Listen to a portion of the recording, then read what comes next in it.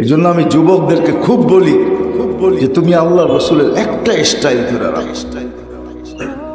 দেখবেন চুল কাটার দোকানের সামনে চুলের স্টাইল লাগানো আছে ছবি সহ, কোন স্টাইলে কাটবে।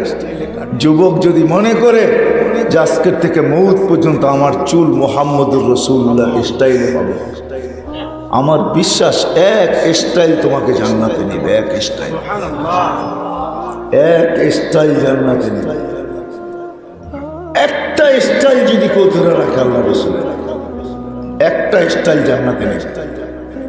হয় এক হাদিস আমার বুঝে আসতো না, আমি যখন মাদাগাস্কার সফরে যাই তো আমার বুঝে আসছে। একটা হাদিস আছে যে এক জমানা আসবে, কিছু লোক থাকবে যাদেরকে কোনোভাবে মুসলমান চিনা যাবে না, ইসলামের কিছু তাদের কাছে থাকবে না। তারা বলবে আমাদের এইখানে একটা কলেমা আছে, একটা কলেমা এইখানে, বুকের দিকে ইশারা দিয়া বলবে, তো বলবে এই কলেমা তাদেরকে জান্নাতে নেবে। আবু যার রাদিয়াল্লাহু তাআলা আনহু বলছে এই কালেমা জান্নাতে নিবে। রোজা কোথায়, নামাজ কোথায়, হজ কোথায়, যাকাত কোথায়? আল্লাহ রাসূল রাগ হয়ে বলছেন ওয়ালাউ রাগিফা আনফা আবা যার, আবু যার তুই নাক মাটিতে মৌতে থাক, তারপরে জান্নাতে যাবে। এই হাদিস আমার বুঝে আসতো না। আমি যখন মাদাগাস্কার সফর করি তো আমি এক মুসলমানকে জিজ্ঞাসা করছি, আমি জানতাম না ওর পোশাক কোনো জিনিসে পরিচয় নাই ও মুসলিম। তা আমি ওকে জিজ্ঞাসা করলাম ইউ আর মুসলিম, তুমি মুসলমান? তো আমাকে বলতেছে 100% মুসলিম, আমি 100% মুসলমান। আমি আমার মোবাইল থেকে ছবি বাহির করে দেখাইলাম, এটা যদি 100% মুসলমান হয় তাহলে এটা কত পার্সেন্ট? তো চোখের পানি ছেড়া দিয়ে আমাকে বলতেছে যে দেখো আমরা 100 বৎসর না 1000 বৎসর ফ্রান্সের আন্ডারে ছিলাম, আমরা স্বাধীন হয়েছি অল্প কয়েকদিন আগে, আমাদের কাছে কিচ্ছু নাই, শুধু এখানে একটা কলেমা আছে, কিচ্ছু নাই। তখন আমার এই হাদিস বুঝে আসছে যে আল্লাহ রাসূল সত্য বলছে।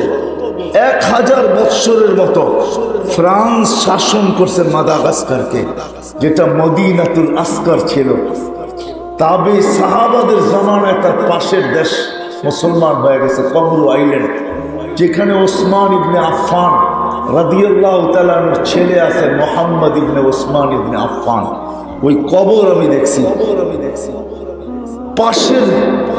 পাশের দেশটাই ছোট্ট একটা কমরু আইল্যান্ড, ওই যুগে এখানে ইসলাম আসছে। ফ্রান্সের শাসন করার কারণে সব খ্রিস্টান হয়ে গেছে, কিছু মুসলমান বাকি আছে যাদের পোশাক আশাক, চলা ফিরা, উঠা বসা, খাওয়া দাওয়া কোনো জিনিসে বোঝা যায় না সে মুসলিম। কিন্তু যখন জিজ্ঞাসা করা হয় তখন বলে এখানে একটা কলেমা আছে।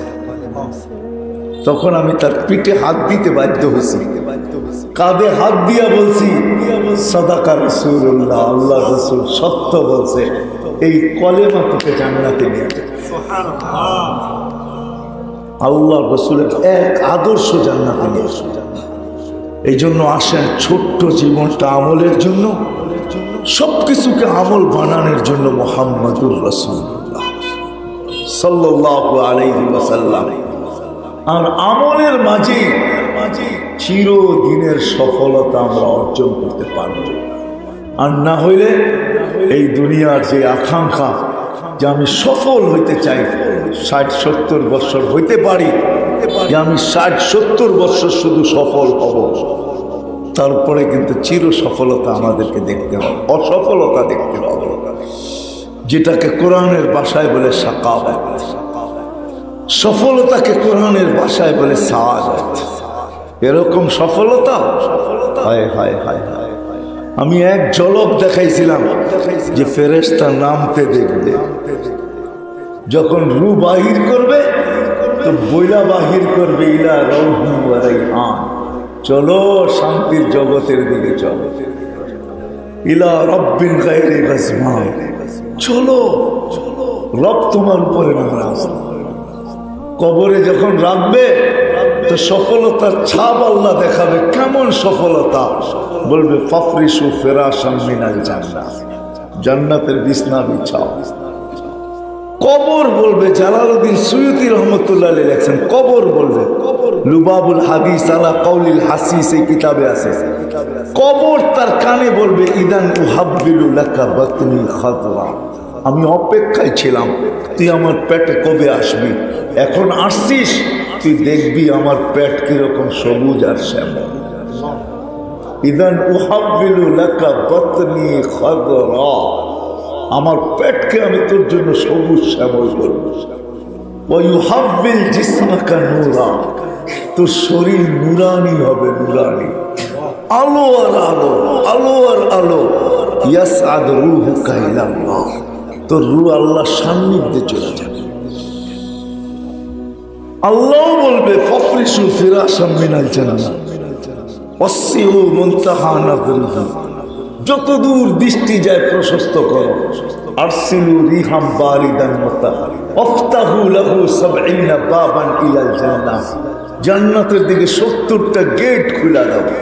আরসিল রিহান বারিদান মুতাইয়্যিবা, ঠান্ডা সুঘ্রাণযুক্ত বাতাস পাঠাও। এমন ঠান্ডা না যে কম্বল লাগে, আবার এমন না যে গরম লাগে, এমন পাঠাও যে ছোঁয়া লাগতে দেরি, ঘুম যেন আসতে দেরি না হয়। নাইলে এই শব্দ কেন আসবে?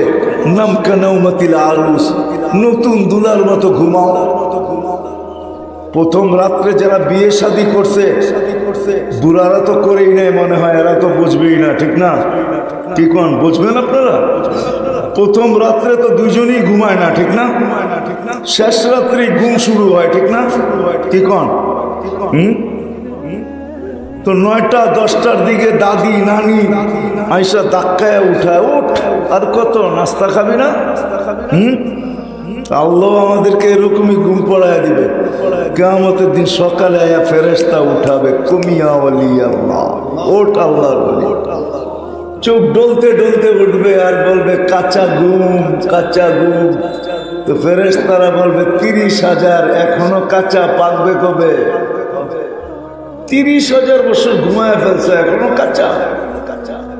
আর ঘুমের থেকে উঠলেই কিন্তু অনুভব হয় পেশাব, পায়খানা, খিদা। তো উঠার পরে জিজ্ঞেস করবে কি করবো? তাহতা আরশির রহমান, সিধা আল্লাহর আরশের নিচে যাবে। সফলতা এটার নামই আল্লাহ ৭টা গ্যালারি বানায় রেখা দিছে আরশের নিচে। সাবআতুন মানে কি? ৭টা গ্যালারি, ৭ সম্প্রদায়। যুবক তো জানে না তার জন্য কি গ্যালারি বানানো আছে। সুপার ডিলাক্স গ্যালারি বানানো আছে, সুপার ডিলাক্স। হ্যাঁ, আমি তো বলি আরশের নিচে হবে ৭ ধরনের মেলা, আর বাহিরে হবে হিসাব কিতাবের খেলা।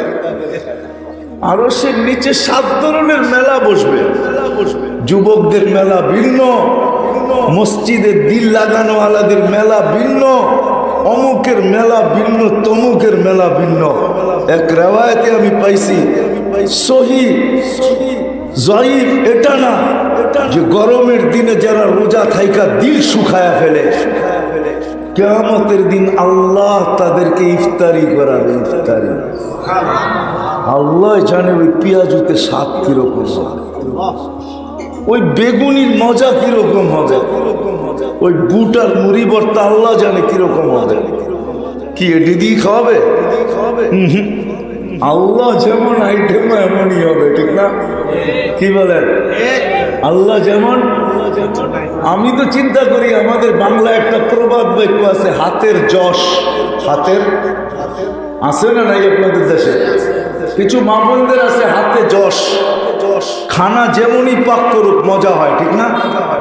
আচ্ছা, যদি মা বোনদের হাতে যশ থাকে, যখন আল্লাহ বান্দাকে পান করাবে তখন ওই হাতের যশ লাগবে তো লাগবে কিরকম? হ্যাঁ, আল্লাহ তো নিজেই বলতেছে সাকাহুম রব্বুহুম শারাবান তাহুরা। 6 দিন 2 ভাবে পান করবে, খাদেমরা পান করায় দিবে বা নিজে পান করবে। 7ম দিন আল্লাহ দাওয়াত খাবে, প্রতি 7ম দিন আল্লাহ আমাদেরকে দাওয়াত খাওয়াবে। কি খাওয়াবে? তা আল্লাহ বলবে দাওয়াত আমার, পানীয় আমি পান করাবো, তা আল্লাহ নিজে কুদরতি হাত দিয়া পান করায় দিবে। তা আল্লাহর হাতের যশ ওই গ্লাসের ভিতরে লাগবে তো লাগবে দিয়ে আল্লাহ পান করা। এটার নাম হলো চিরকামিয়াবি। চিরকামিয়াবি এটার জন্যই ছোট্ট জীবনটা আমল দিছেন, আমলের জন্য। আর সবকিছু আমল হোক এটার জন্য মুহাম্মদুর রাসূলুল্লাহ সাল্লাল্লাহু আলাইহি ওয়াসাল্লাম, ওনার ক্যারিয়ার, ওনার আদর্শ, ওনার লাইফ স্টাইল। এই জন্য যুবকদেরকে আমি বলবো, ছাড়ো, ছেড়ে দাও।